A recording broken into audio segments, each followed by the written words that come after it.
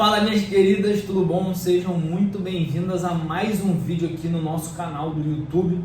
Hoje eu trouxe aqui a doutora Liliane Ábido para falar sobre a relação que tem a dermatologia com a endocrinologia e um assunto que vocês pedem muito para a gente falar, que é sobre acne. Quais são as causas de acne? O que pode estar te causando esse problema de acne? Por que a sua pele pode estar mais oleosa? Algumas dicas para vocês aqui no final sobre skincare, sobre pele, que a doutora Liliane vai passar para vocês. Muitas de vocês acabam perguntando: doutor, como faço para marcar uma consulta com você ou com algum médico que você traz aqui, como a doutora Liliane? Aqui no descritivo do vídeo vão estar todos os links, tá, do consultório para vocês agendarem a consulta de vocês, tá certo? Sigam a doutora Liliane na rede social, é doutora DRA Liliane, e a minha @DR Guilherme Stefano, certo? Certo. Então pode começar falando aí. Bom, então a gente resolveu trazer esse tema aqui porque é uma questão muito frequente no consultório. E quando a gente fala de acne, a gente fala de diversos fatores desencadeantes.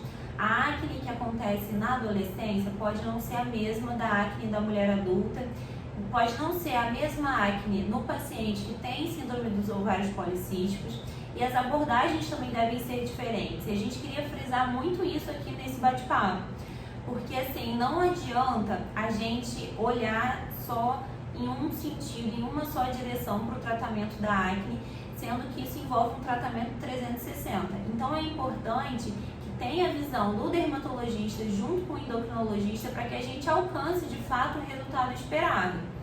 Então, assim, a gente tem muitos pacientes em comuns, né, Guilherme, que a gente sempre discute, a gente sempre tenta associar a melhor terapêutica possível para ter um resultado legal.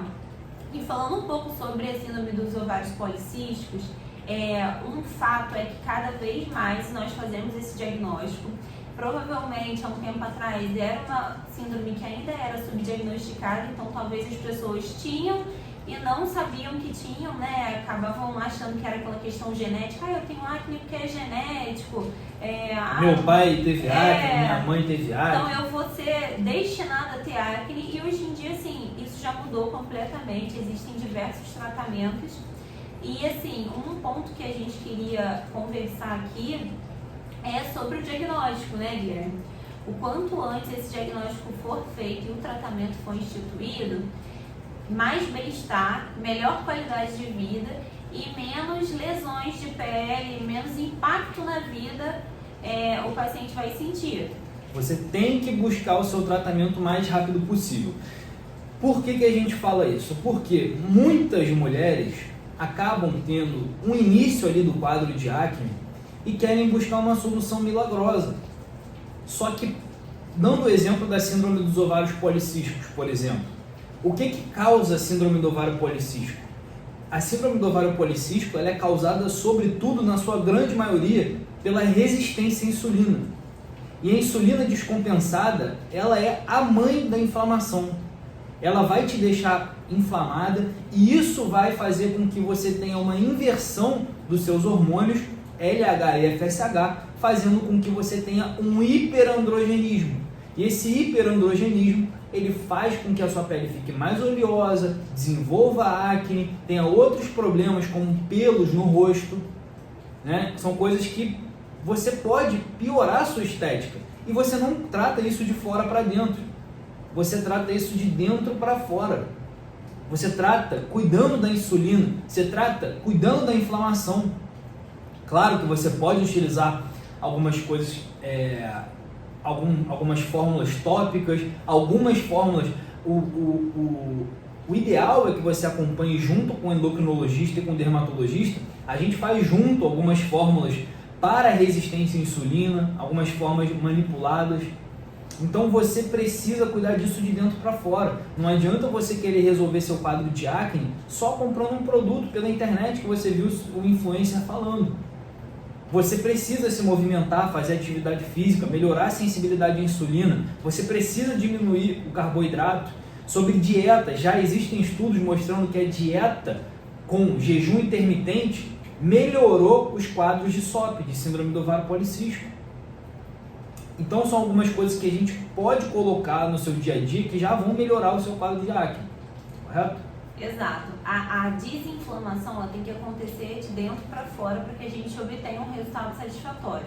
Então, como o Guilherme falou, uma dieta de baixo índice glicêmico é super importante, porque quando a gente faz pico de insulina, a gente está estimulando esse processo, então é o essencial que isso aconteça.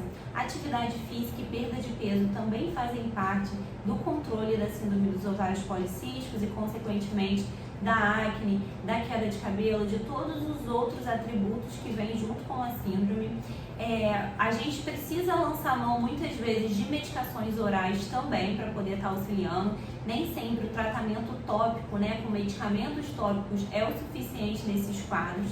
E o quanto a gente começar a tratar precocemente, menor serão as lesões, as cicatrizes que ficarão para a gente tratar posteriormente. Então, por isso que é tão importante que você não deixe esse quadro passar, não postergue ir ao médico. Quanto antes você iniciar o tratamento, melhor vai ser. E falando um pouco sobre o diagnóstico, Guilherme, frisa quais são os principais pontos no diagnóstico que devem ser investigados pelo médico, tanto pelo dermatologista quanto pelo endocrinologista, para que a gente chegue nesse diagnóstico. A síndrome do ovário policístico, ela é muito clássica. Ela quase nunca pega a gente de surpresa, porque dentro desse aspecto da síndrome são características muito clássicas. Então a gente usa 3 critérios. O primeiro é a ultrassonografia transvaginal com a morfologia policística, o cordão de pérolas ali. São vários cistos no ovário que não se desenvolveram e isso vai aparecer na ultrassonografia. Segundo critério é a menstruação irregular ou a ausência de menstruação. Então, se seu ciclo menstrual está irregular ou você não está menstruando, você tem que ficar muito de olho nisso. E o terceiro é o hiperandrogenismo. São hormônios androgênicos muito altos na mulher. A mulher não foi feita para ter hormônios androgênicos muito altos. Vocês sempre me escutam falando isso aqui. Os hormônios, nem o excesso e nem a falta deles, o equilíbrio é o ideal. Então, quando você tem pelos no rosto, quando você tem sintomas de pele oleosa e acne, você já começa a abrir o olho para o hiperandrogenismo clínico. E aí a gente também pode pedir um exame de laboratório, exame de sangue, para fazer o diagnóstico do hiperandrogenismo laboratorial. Tá? Mas esses são os 3 critérios da síndrome do ovário policístico. Uma dúvida frequente dos pacientes se eu tenho acne e tenho síndrome dos ovários policísticos, necessariamente os meus hormônios vão vir alterados? Quase sempre vem, mas não é obrigatório. O diagnóstico é clínico. É clínico e ele tem que respeitar esses critérios. Se você tiver 2 dos 3 critérios que eu falei aqui, você já tem esse diagnóstico. Inclusive, vocês que me assistem e gostam do assunto menopausa e hormônios, eu já peguei no consultório algumas mulheres com 40 e poucos anos que acharam que estavam na menopausa pela ausência da menstruação e simplesmente elas estavam, não tinha síndrome dos ovários policísticos, porque não tinham todos os critérios, mas elas estavam com resistência à insulina que estava gerando esse problema de amenorreia, que não tem menstruação, e elas achavam que estava na menopausa. Quando ela começou a perder peso, a menstruação voltou, o ciclo menstrual voltou. E aí ela viu que não estava na menopausa nem no climatério, tá bom? Então é essencial perda de peso, essencial. A insulina é a mãe da inflamação. Quanto mais você perde peso, melhor a sua insulina fica. E aqui, dando uma dica de suplementação para vocês, um suplemento que eu gosto muito para resistência à insulina, que quase todas as minhas pacientes com SOP têm, não vou falar todas porque cada uma é individual, é a berberina e o milho-inositol. São 2 suplementações para resistência à insulina que eu gosto muito de colocar. Em relação à metformina, o que você acha dessa medicação para a síndrome dos ovários policísticos? Ela tem o seu lugar na síndrome? Ela pode ser utilizada? Com certeza, a metformina é uma medicação excelente, principalmente se você está com a insulina muito alta ou a hemoglobina glicada muito alta, porque ela sensibiliza de forma periférica a captação de glicose que é feita pela insulina. O glifage, inclusive, a metformina, ela tem sido muito usada e estudada como uma medicação anti-aging, anti-idade, e é excelente para o lipedema também, para mulheres com lipedema, uma medicação extremamente inflamatória que vem de uma planta, na verdade. Anti-inflamatória, né? Anti-inflamatória. Então agora, assim, vamos reunir algumas dicas práticas para você que já tem o diagnóstico de síndrome dos ovários policísticos ou que já desconfia que tem, está aguardando sua consulta com seu médico. Vamos falar, assim, dicas bem objetivas para que a pessoa já consiga iniciar o tratamento. Eu acho que, assim, o primeiro passo é melhorar a alimentação. Então, assim, diminuir alimentos com carga de alto índice glicêmico. O Guilherme vai poder explicar melhor do que eu sobre isso, mas, assim, restringir o consumo de carboidratos, de alimentos ricos em açúcar. Isso tudo vai fazer diferença nesse processo. Se você quer uma dica prática de alimentação, divide o seu prato em 4 partes.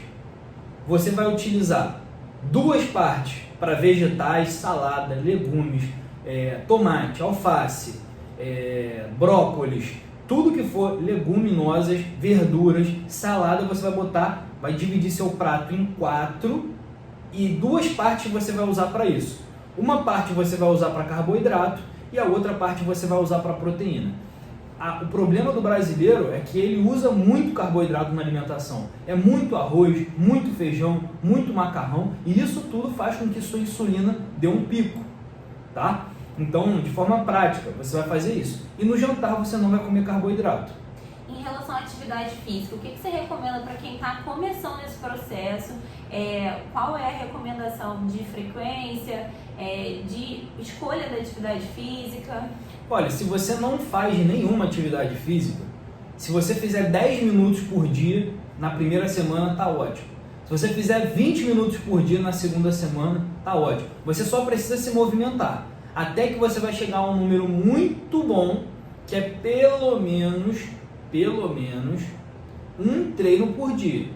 De segunda a sexta você vai dar um treino de 40 a 60 minutos por dia.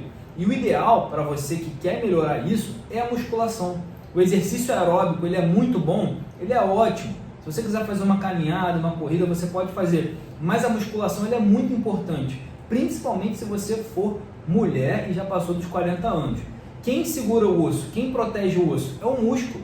Então, você precisa se adaptar à musculação, você precisa se adaptar a isso. Eu não tem jeito, eu não gosto de musculação. Tudo bem, então o aeróbico ele pode ser o melhor para você. Mas se você não faz nada, começa hoje, bota um tênis no pé e vai no parque andar, que já vai melhorar muito.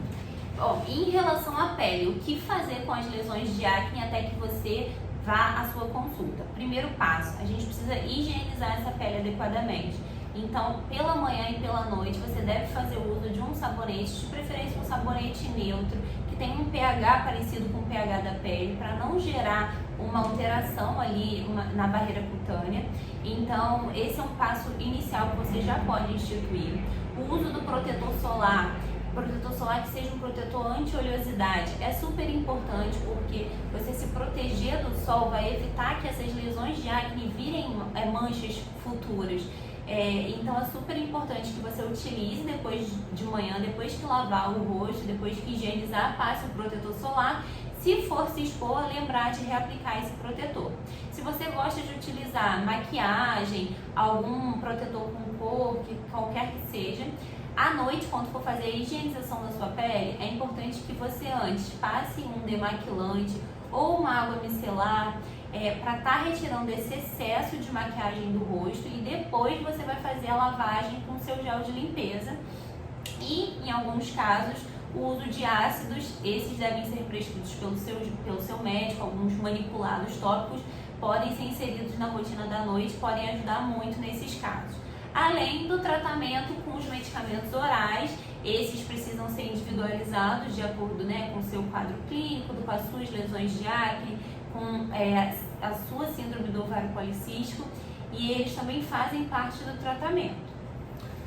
É isso aí, pessoal. A gente deu algumas dicas aqui, a gente já falou bastante sobre a síndrome do ovário policístico. Se você ficou aqui até o final e você tem interesse em melhorar da sua acne, melhorar da sua parte hormonal, quer tratar de forma estética ou de forma interior mesmo, o problema que você precisa resolver, que é a resistência à insulina ou alguma questão hormonal, o link para a consulta vai estar aqui embaixo, tá? Tanto da doutora Liliane, que trabalha com dermatologia, quanto a minha, vão estar aqui no descritivo do vídeo e é só você acessar e mandar uma mensagem. Não deixe de se inscrever aqui no nosso canal, tá? Já deixa seu like, manda esse vídeo aqui para alguma amiga que sofre com síndrome do ovário policístico, porque esse vídeo pode ser importante para ela também, certo? E se você gostou desse conteúdo da Dermato junto com a endocrinologia e deseja ver mais temas como esse aqui no canal, comenta aqui pra gente ter esse feedback. Até a próxima!